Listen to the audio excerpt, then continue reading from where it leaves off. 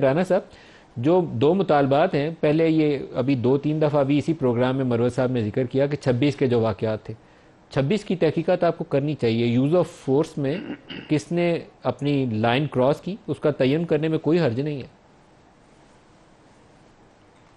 دیکھیں، یہ جو بات چیت کا یا مذاکرات کا عمل ہے، اس میں ہم نے کوئی اس قسم کی کنڈیشن نہیں رکھی کہ جی یہ بات ہو سکتی ہے اور یہ نہیں ہو سکتی.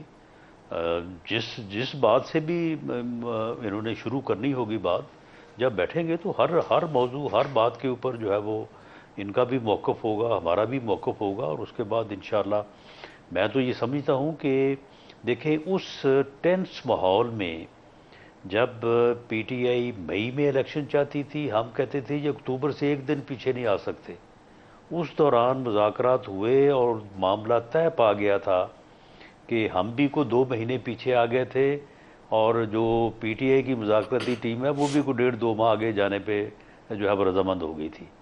لیکن اس کے بعد پھر فیصلہ نہ ہو سکا، کیونکہ بالآخر جو بھی مذاکرات ہونے ہیں، جو اب بھی ہونے ہیں، ان کی الٹیمیٹ اپروول جو ہے وہ پی ایم ایل این کی طرف سے میاں نواز شریف اور پی ٹی آئی کی طرف سے عمران خان صاحب نے ہی دینی ہے. ایسا نہیں ہو سکتا کہ پی ٹی آئی کی ٹیم جو ہے وہ اپنے طور پہ جو ہے وہ فیصلہ کرے اور without approval of the leadership جو ہے وہ اس کو امپلیمنٹ کرے. ایسا نہیں ہوگا. تو یہ میں نے جس طرح سے آج ابتدا کیا میں یہ نواز بات شریف کی ہے آن بورڈ ہیں اس مذاکراتی عمل میں رانا ثناء اللہ صاحب؟ جی، اس کے بغیر ہو ہی نہیں سکتا. اس کے بغیر یہ عمل جو ہے وہ آگے بڑھ نہیں سکتا. اور میاں نواز شریف تو آپ کے علم میں ہے کہ جب 21 اکتوبر کو انہوں نے خطاب کیا تھا ایک بڑے جلسہ عام سے، تو انہوں نے بڑا واضح کہا تھا کہ ملک جس حالت میں، جس پوزیشن میں پہنچ چکا ہے، جب تک سب سر جوڑ کے نہیں بیٹھیں گے. سر جوڑ کے بیٹھنے سے مراد مذاکرات ہی ہیں نا، ٹیبل پہ بیٹھ کے بات چیت ہی ہونی ہوتی ہے.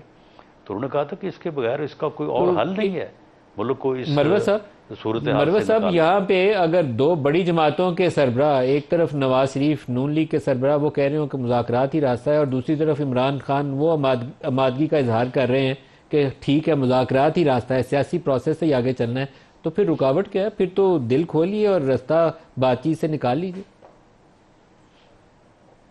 جی، ہم تو پوری امید ہے کہ مذاکرات ہوں گے، اور اللہ کرے کہ کامیابی ہو، کیونکہ ملک کو ضرورت ہے سیاسی استحکام کی، ملک کو ضرورت ہے ہم آہنگی کی.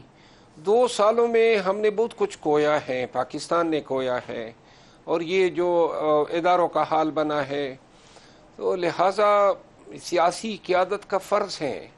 ہماری آنے والے نسلیں جو ہیں وہ ہمیں کہیں گی کہ یہ ہماری سیانی ہمارے اجداد تھے. تو لہٰذا ہمیں ایسا میراث نہیں چھوڑنا چاہیے جہاں پہ ہم ایک ایسا پاکستان پیچھے چھوڑ جائیں جہاں بنیادی انسانی حقوق پامال ہو، آزادی اظہار رائے نہ ہو، احترام آدمیت نہ ہو. اور اس کے ساتھ ساتھ اس ڈائلاگ میرے پاس پروگرام کا وقت ختم ہو گیا، لیکن میری دعا ہے کہ اللہ پاک آپ کو دونوں جماعتوں کو سمجھ بوجھ بھی دے اور آگے بڑھنے کی ہمت بھی دے. پاکستان اس وقت اور اس احتجاجوں کا، اس کیوس کا متحمل نہیں ہو سکتا.